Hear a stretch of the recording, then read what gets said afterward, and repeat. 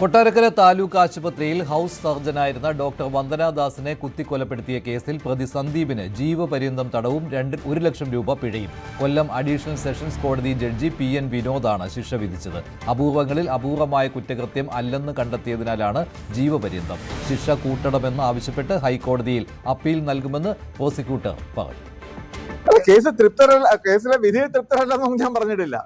Indian ശിക്ഷാ നിയമത്തിലെ 302-ാം വകുപ്പ് പ്രകാരം 2 തരത്തിലുള്ള ശിക്ഷകളാണ് കോടതിക്ക് നൽകാൻ സാധിക്കുന്നത്. അതൊന്ന് ജീവപര്യന്തം തടഞ്ഞു കഴിഞ്ഞ തടവും, അതല്ലെങ്കിൽ അപൂർവമായ കേസാണെന്ന് കണ്ടെത്തിക്കഴിഞ്ഞാൽ അതിന് വധശിക്ഷയും കോടതിക്ക് അനുവദിക്കാൻ സാധിക്കുന്നതാണ്.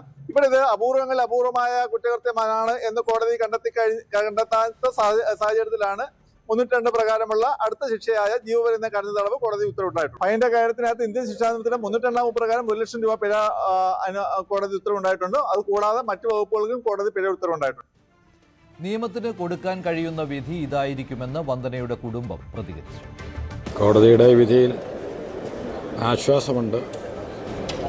അത് തൽക്കാലം പറയാൻ സാധിക്കില്ല. കാരണം ചെയ്ത തെറ്റിന് പര്യാപ്തമായ ഒരു ശിക്ഷ കിട്ടിയിട്ടില്ല എന്ന് പൊതുസമൂഹത്തെ പോലെ തന്നെ ഞങ്ങളും മനസ്സിൽ കാണുന്നുണ്ട്.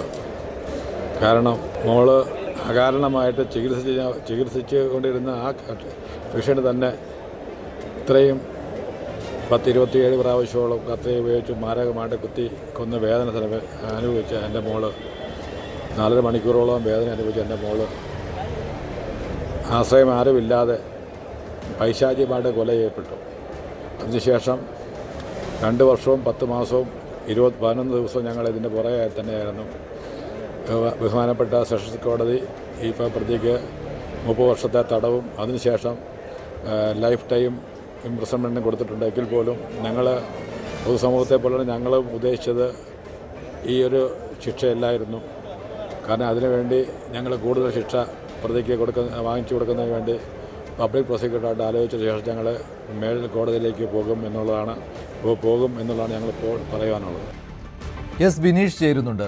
ബിനീഷ്, പരമാവധി ശിക്ഷ വധശിക്ഷ വേണമെന്നുള്ള ആവശ്യമാണല്ലോ പ്രോസിക്യൂഷൻ ഉന്നയിച്ചിരുന്നത്. കോടതി വിധിയുടെ മറ്റു വിശദാംശങ്ങൾ എന്തെല്ലാമാണ്? തീർച്ചയായും മഞ്ജുഷ്, വധശിക്ഷ നൽകണമെന്ന് തന്നെയാണ് പ്രോസിക്യൂഷൻ ആവശ്യപ്പെട്ടത്. IPC 302 പ്രകാരം കൊലപാതകം തെളിയിച്ച സാഹചര്യത്തിൽ ജീവപര്യന്തം തടവാണ് ഇപ്പോൾ ശിക്ഷ വിധിച്ചിരിക്കുന്നത്. 1 ലക്ഷം രൂപ പിഴയും പിഴ ഒടുക്കിയില്ലെങ്കിൽ 6 മാസം കൂടി തടവ് അനുഭവിക്കണം. അതുപോലെ തന്നെ IPC 307 വധശ്രമമാണ്. ഇതിൽ 10 വർഷം തടവുണ്ട്. 50,000 രൂപ പിഴ ചുമത്തിയിട്ടുണ്ട്. ഈ പിഴ ഒടുക്കിയില്ലെങ്കിൽ 3 മാസം കൂടി ശിക്ഷ അനുഭവിക്കണം. അതുപോലെ തന്നെ IPC 326 വകുപ്പുണ്ട്. അത് ആയുധം ഉപയോഗിച്ച് ഗുരുതരമായിട്ടുള്ള പരിക്കേൽപ്പിക്കൽ നിയമമാണ്. ഇതിൽ 10 വർഷം തടവാണ്. 25,000 രൂപ പിഴ ചുമത്തണം. പൈസ അടച്ചില്ലെങ്കിൽ, അതായത് ഈ തുക അടച്ചില്ലെങ്കിൽ 3 മാസം കൂടി തടവ് ശിക്ഷ അനുഭവിക്കണം. പിന്നീട് ചുമത്തിയത് 324 വകുപ്പാണ്. അത് ആയുധം ഉപയോഗിച്ച് പരിക്കേൽപ്പിക്കൽ നിയമമാണ്. 1.5 വർഷം തടവാണ്. IPC 323 ഉണ്ട്. സാധാരണ പരിക്ക്, അതിന് 3 മാസം തടവിന് ശിക്ഷിച്ചു. IPC 321 സ്വമേധയാ പരിക്ക് വരുത്തൽ, അത് 2 വർഷം തടവാണ്. 10,000 രൂപ പിഴയും ചുമത്തിയിട്ടുണ്ട്.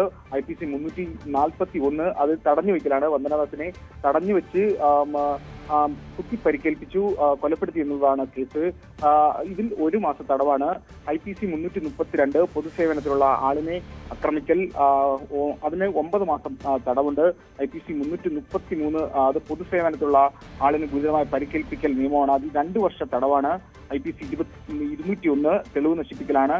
2 വർഷ തടവ്, 10,000 രൂപ പിഴ ഒടുക്കിയില്ലെങ്കിൽ 1 മാസം കൂടി തടവ് അനുഭവിക്കണം. ആശുപത്രി ജീവനക്കാരെ ഉപദ്രവിച്ച സ്പെഷ്യൽ ആക്ട് ഉണ്ട്. ഇതിൽ 3-4 വകുപ്പുകൾ പ്രകാരം 5 വർഷം തടവാണ് ശിക്ഷ വിധിച്ചിരിക്കുന്നത്. 50,000 രൂപ പിഴ ഒടുക്കണം. പിഴ ഒടുക്കിയില്ലെങ്കിൽ 3 മാസം കൂടി തടവ് ലഭിക്കും. കേസിലെ എല്ലാ പ്രധാന കുറ്റങ്ങളും കോടതി ശരിവെച്ച സാഹചര്യത്തിലാണ് വിവിധ വകുപ്പുകൾ പ്രകാരം കർശനമായ ശിക്ഷാവിധി പ്രഖ്യാപിച്ചിരിക്കുന്നത്.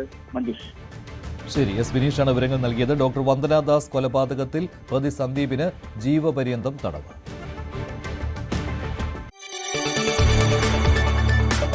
കൂടുതൽ വാർത്തകൾക്ക് News 18 Keralam YouTube channel subscribe ചെയ്യുക.